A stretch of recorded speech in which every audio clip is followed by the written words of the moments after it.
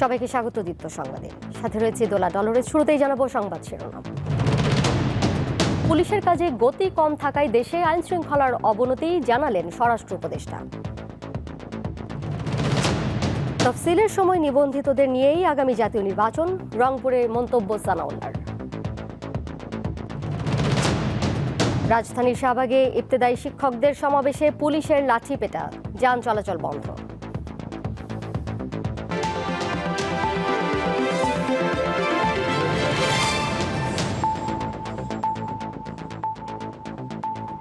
স্বরাষ্ট্র উপদেষ্টা জাহাঙ্গীর আলম চৌধুরী বলেছেন, বর্তমানে যথেষ্ট সংখ্যক পুলিশ সদস্য রয়েছে, তবে বাহিনীটির কাজের গতি কম থাকার কারণেই আইন শৃঙ্খলা পরিস্থিতির অবনতি হচ্ছে। সকালে কেরানীগঞ্জ কেন্দ্রীয় কারাগার পরিদর্শন ও জরুরি সেবার উদ্বোধনী অনুষ্ঠানে তিনি কথা বলেন। উপদেষ্টা জানান, গত ৫ আগস্ট গণ অভ্যুত্থানের সময় বিভিন্ন কারাগার থেকে ২,২০০-ও বেশি আসামি পালিয়ে যায়। এর মধ্যে ১,৫০০-এর মতো আসামিকে গ্রেপ্তার করা হয়েছে। বাকি ৭০০ হাজতিকে এখনও ধরা সম্ভব হয়নি।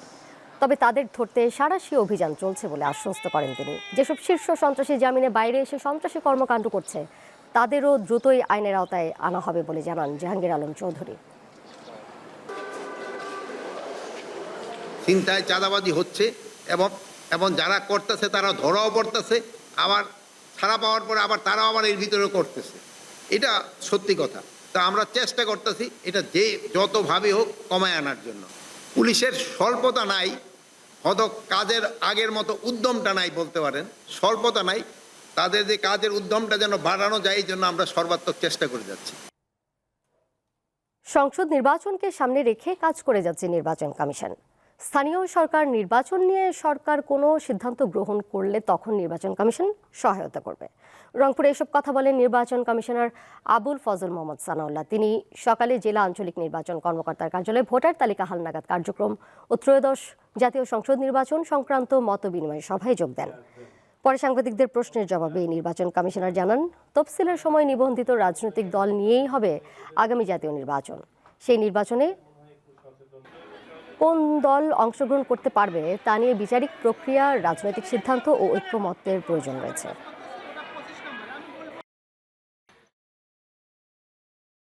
নির্বাচন কমিশন থেকে শুরু করে সংশ্লিষ্ট সবাই আমরা উপলব্ধি করি যে আমাদের সবার ভাবমূর্তি পুনরুদ্ধার করতে হবে এবং সেটার একমাত্র উপায় হচ্ছে সুষ্ঠু নির্বাচন। এবং আমি নিশ্চিত সবাই এটা করতে বদ্ধপরিকর। সার্বিক রাজনৈতিক এবং বিচারিক প্রক্রিয়া কোথায় গিয়ে দাঁড়ায় এবং সেই সময় যারা তফসিলভুক্ত থাকবে, নিবন্ধিত থাকবে, তাদেরকে নিয়ে ভোট অনুষ্ঠান হবে। ব্যবসায়ী নাসির উদ্দিন মাহমুদকে মারধর, ভাঙচুর ও ভয় ভীতি দেখানোর মামলায় চিত্রনায়িকা পরিমণির বিরুদ্ধে অভিযোগ গঠন করেছে আদালত। এর মধ্য দিয়ে এই মামলায় আনুষ্ঠানিক বিচার শুরু হলো। এছাড়া আদালতে হাজির না হয় পরিমণির বিরুদ্ধে গ্রেপ্তারি পরোয়ানা জারি করা হয়েছে। রোববার ঢাকার চিফ জুডিশিয়াল ম্যাজিস্ট্রেট আদালত এই পরোয়ানা জারি করে। আসামির আইনজীবী জানান, অসুস্থ থাকায় পরিমণি আদালতে হাজির হতে পারেননি। সময় চেয়ে আবেদন করা হলেও সেটি আমলে নেননি বিচারক। এর আগে 2022 সালের 6 জুলাই আদালতে মামলাটি করেন ঢাকার সাভারের বোট ক্লাবের পরিচালক নাসির উদ্দিন মাহমুদ।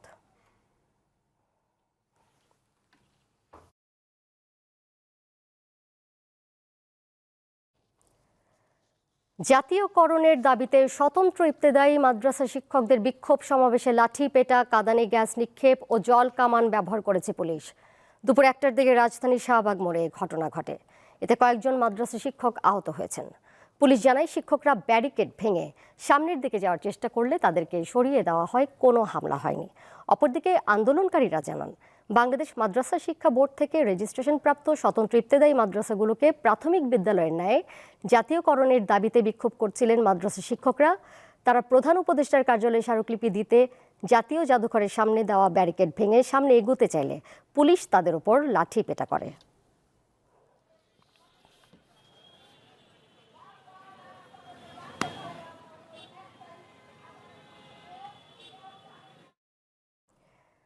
এই মুহূর্তে ঘটনাস্থলে রয়েছেন সহকর্মী স্বস্তিকা সিংহ। সেখান থেকে তিনি সরাসরি যুক্ত হচ্ছেন আমাদের সামনে। স্বস্তিকা, ঠিক এই মুহূর্তের পরিস্থিতি আমাদেরকে জানাবেন। ঠিক কতজন আহত হয়েছেন সে বিষয়ে কোনো ধারণা পেয়েছেন কিনা? সমস্যা সমাধানে কি কোনো ধরনের উদ্যোগ নেওয়া হয়েছে?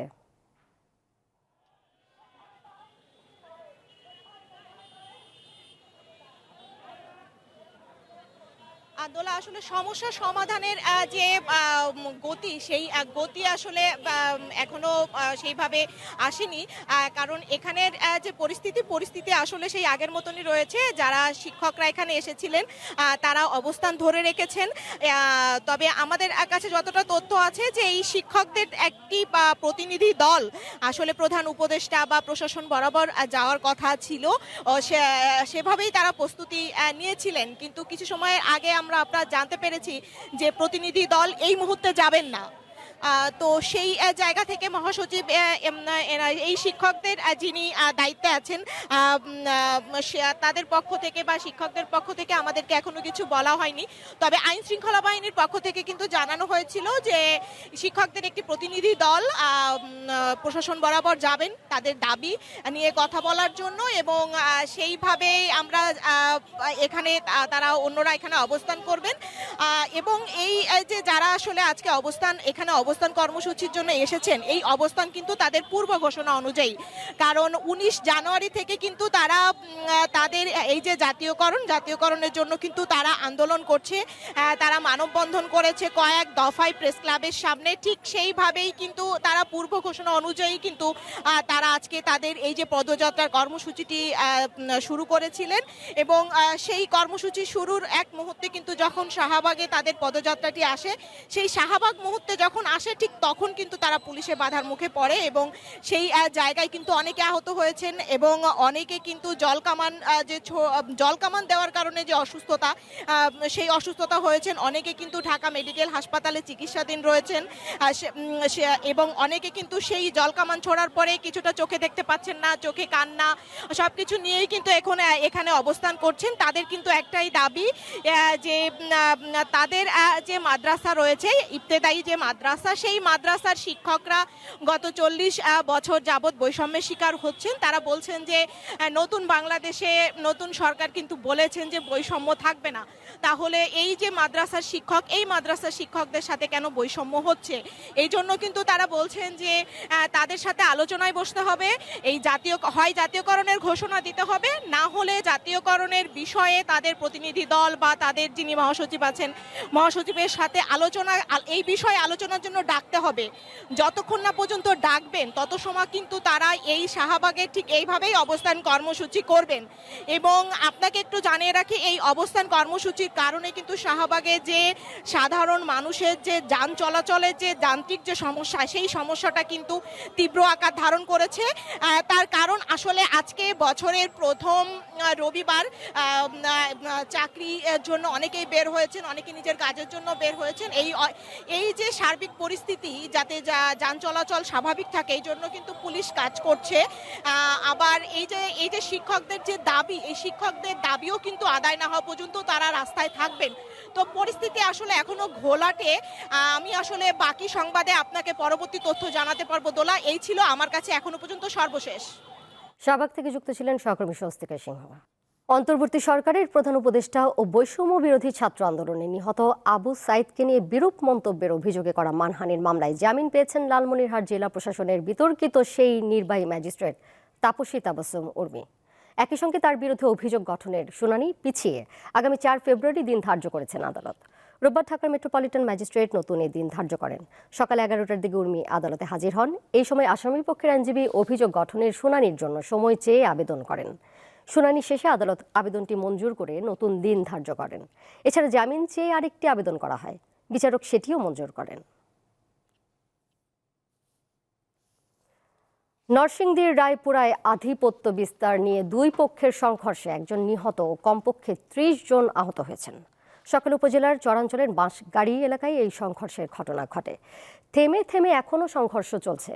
পুলিশ ও স্থানীয়রা জানান, দীর্ঘদিন ধরে আধিপত্য বিস্তার নিয়ে আওয়ামী লীগের রাজনীতিতে সম্পৃক্ত বাঁশগাড়ি ইউনিয়ন পরিষদের সাবেক চেয়ারম্যান আশরাফুল হক সরকার ও বর্তমান চেয়ারম্যান রাতুল হাসানের মধ্যে বিরোধ চলে আসছিল। এর জেরে সকালে দুই পক্ষের লোকজন অস্ত্র নিয়ে সংঘর্ষে জড়ায়। এ সময় আলমগীর হোসেন নামে একজন নিহত হন। আহতদের বিভিন্ন হাসপাতালে চিকিৎসা দেওয়া হচ্ছে। আমার বাপের আমার ভাইয়ের ক্ষেত বাড়ি সব দল করে আজ 18 বছর ধরে খাইতেছে। কেটে যা কইতো আমার বাপের আমার ভাইয়ের মায়েরা বাড়ি সারা করে লাগলে ওই মাল তুই পরে এই যে আমার সময় বাইতে গেছি রাস্তার সোয়ালে আমার বলতে গেলে পরে এরা সাইবার দরবারে দূরে গুলি করছে। 3 জন রোগী আসছে, এর মধ্যে 3 জনই বুলেটবিদ্ধ, একজন ব্রড ডেড পেয়েছি আমরা, আর 2 জনকে মুমূর্ষু অবস্থায় আমরা ঢাকা প্রেরণ করতে হয়েছে। যুক্তরাজ্যের ক্ষমতাসীন লেবার পার্টির দুর্নীতি বিরোধী ট্রেজারি মন্ত্রী টিউলিপ সিদ্দিক সম্প্রতি তার বিরুদ্ধে দুর্নীতির অভিযোগ ওঠার পর মন্ত্রিত্ব ছাড়েন। তবে এখন তাকে এমপি পদ থেকেও সরে যেতে চাপ দিতে শুরু করেছে বিরোধী দলগুলো। ব্রিটিশ সংবাদ মাধ্যম ডেইলি মেইল এ তথ্য প্রকাশ করেছে। চলতি সপ্তাহের শুরুর দিকে বিরোধী দল কনজারভেটিভ পার্টি টিউলিপের আসন হ্যামস্টেড অ্যান্ড হাইগেটে তার পদত্যাগের দাবি জানিয়ে প্রচারণা শুরু করে। সোমবার পিটিশনের মাধ্যমে তাকে তার নির্বাচনী এলাকার জনগণের মুখোমুখি হওয়ার দাবি জানানো হয়। এ বিষয়ে টিউলিপের আসনে বিরোধী দলের নেতারা লিফলেট বিতরণ করেন। কিছু লিফলেটে টিউলিপের বিরুদ্ধে প্রায় $5 বিলিয়ন আত্মসাতের অভিযোগ আনা হয়েছে। এর আগে টিউলিপ সিদ্দিক গত 14 জানুয়ারি ট্রেজারি মন্ত্রীর পদ থেকে পদত্যাগ করেন। And referred herself to the independent ministerial investigate budget day and a key position in the parade. Images like this are sign. শেষ করব দীপ্ত সংবাদ, যাবার আগে সংবাদ শিরোনাম জানিয়ে দেব আরও একবার। পুলিশের কাজে গতি কম থাকায় দেশে আইন শৃঙ্খলার অবনতি জানালেন স্বরাষ্ট্র উপদেষ্টা। তফসিলের সময় নিবন্ধিতদের নিয়ে আগামী জাতীয় নির্বাচন, রংপুরে মন্তব্য সানাউল্লাহর। রাজধানীর শাহবাগে ইবতেদায়ী শিক্ষকদের সমাবেশে পুলিশের লাঠিপেটা, যান চলাচল বন্ধ।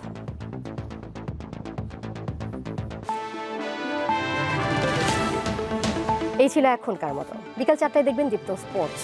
এছাড়াও আরও তথ্য এবং বিনোদনের নানা খবর জানতে যুক্ত থাকুন দীপ্ত ডিজিটাল প্ল্যাটফর্মে। সবাইকে ধন্যবাদ।